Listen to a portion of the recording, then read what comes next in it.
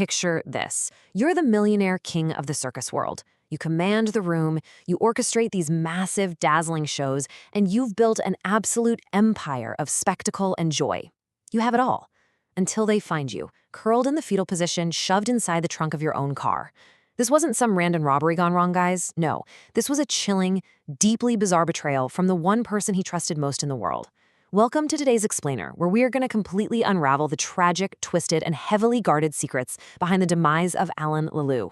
So our story really kicks off in a pretty seedy, crime-ridden parking lot right by a train station in Orleans, France. Detectives roll up, and they're staring at this pristine, gray Audi Q7. There's literally no sign of forced entry. His briefcase? Still there. His luggage? Still in the car. But when the forensic techs finally pop the trunk, they find this bulky object wrapped tightly in a pink bedsheet. They pull back the fabric, and there he is. 61-year-old Alan LeLou, fully clothed, curled up in the fetal position. Because of the winter cold, his body is entirely rigid. But here's the thing that really threw investigators for a loop. There was no blood. 0 visible wounds. Just a perfectly clean trunk and a dead millionaire. Now, the timeline of his disappearance is absolutely crucial here, because for 19 agonizing days, Alan was just gone. Poof. On Saturday, February 6th, he was supposed to be leaving his surrogate daughter's house in Chartres.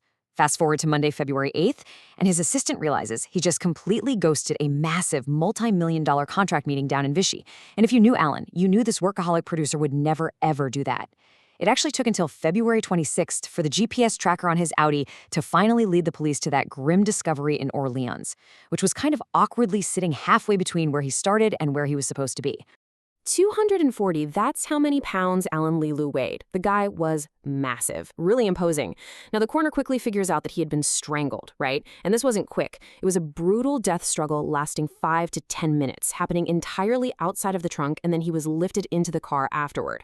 So you have to ask yourself, how on earth could someone overpower a guy this size, strangle him to death in a totally exhausting physical fight, and then somehow maneuver a 240-pound frame into an Audi without leaving a single trace of evidence? Okay, let's dive right into this next section, the Circus King's empire. To really get how Alan ended up in that trunk, you gotta understand the incredibly high-stakes world he lived in. Alan LeLou literally had everything. He was this high-powered producer of circus shows, which, over in France, are massive moneymakers for huge corporate events. We're talking a company bringing in the equivalent of $5 million a year. He lived a life of total luxury. His office was an actual countryside chateau. His wife lived over in a luxury ski town, and he was just constantly on the move, flying thousands of miles to network and sign these giant contracts. But look, the circus industry, it is cutthroat. And Alan was loud. He was abrasive, and he was a ruthless businessman who made a lot of bitter enemies along the way. And within this empire, Alan had this really intense duality. On one hand, he was this incredibly generous benefactor. I mean, he took in his former assistant, Alexandra Nicola, when she was totally destitute. He hired her, transformed her life, bought her a whole house, paid for her car, and even funded her vacations. Seriously generous stuff. But on the flip side, he was an incredibly controlling boss and this really overbearing paternal figure. He essentially held the purse strings to Alexandra's entire livelihood. And let me tell you, he was definitely not afraid to remind her of that power dynamic. Which brings us right to Alexandra. Now, to the outside world, she was his totally loving surrogate daughter. It was a strictly platonic thing. Alan didn't have any kids of his own, so he really loved playing the doting grandfather to Alexandra's young daughter. But behind closed doors, the tension was absolutely boiling over. Alexandra was harboring this deep, simmering resentment over how much control Alan had over her daily life. And even worse, she was hiding a really troubled past and a dark, secret double life that she was utterly desperate to keep buried. Moving on to our next section, a digital trail and a massive suspect list. When Detective Pierre Martin takes over this case, he realizes pretty quickly he's not looking at some random mugging.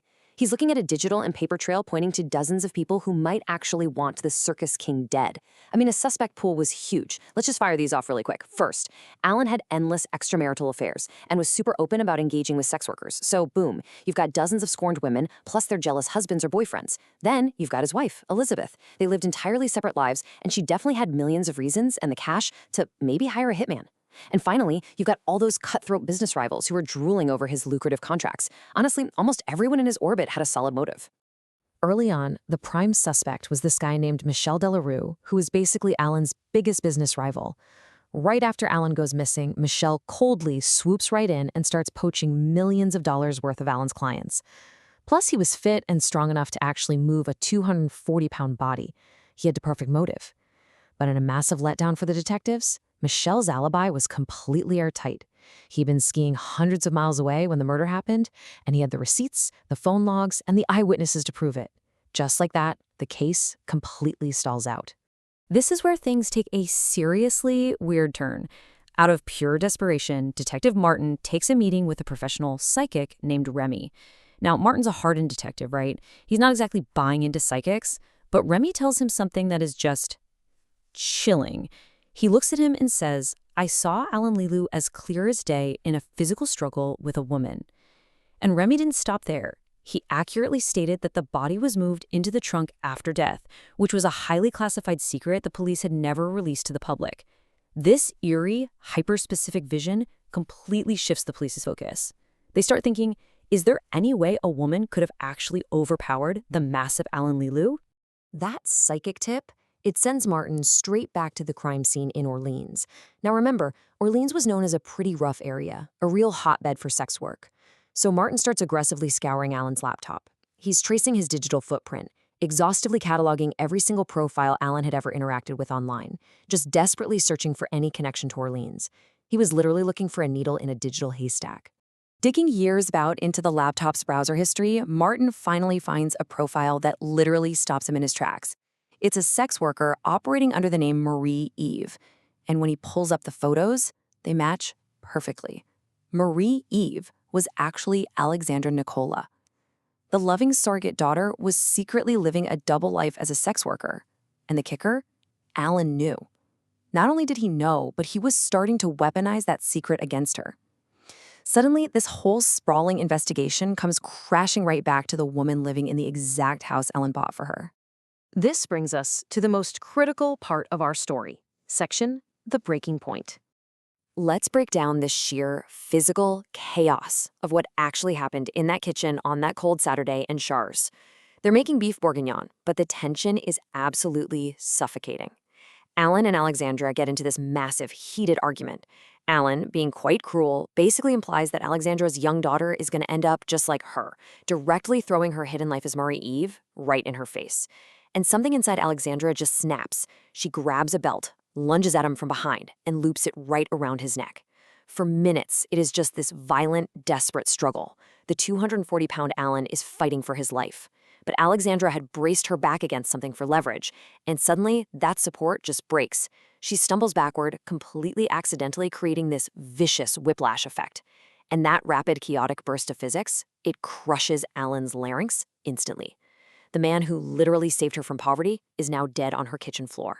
Now, what she does next is incredibly chilling, because she doesn't call 911. Instead, Alexandra picks up her phone and calls her brand new boyfriend, a 42-year-old IT engineer named Yves Bernard, who happens to be hanging out at a ski resort hundreds of miles away. She tells him to get there right now. The very next day, Yves shows up. Working together, they wrap the Circus King in that pink bedsheet, muscle his huge 240-pound frame into the trunk, and drive this bizarre two-car convoy all the way to that sketchy parking lot in Orleans. Their entire goal was to make it look like some tragic, seedy rendezvous that just went horribly wrong. And that leads us to our final section, the ultimate betrayal. The aftermath here is just staggering. I mean, get this. After dumping the body, Alexandra and her accomplice Eve actually end up getting married. They even have a child together, all while the police are slowly closing the net around them. But as we know, the digital footprint just doesn't lie. When they finally confronted her with the laptop evidence, Alexandra Nicola broke down and confessed to the whole thing. She was ultimately slapped with a 15-year prison sentence for murdering her benefactor, while Eve got 2 years for helping to hide the body. She was the absolute last person anyone expected, but at the end of the day, she was the one who had the most to hide. So what does this all leave us with? It really forces you to ask a pretty haunting question. Alan Lilu thought he was the ultimate puppet master, right? Totally in control of his business empire and his surrogate family. But when the mask finally slips and the hidden lives of the people we trust the absolute most are suddenly dragged into the light, how well do you really know the people closest to you? Thank you so much for joining me as we unpacked this incredible case. If you found this explainer as fascinating as I did, definitely make sure to follow for more deep dives into these crazy hidden true crime stories. Catch you on the next one.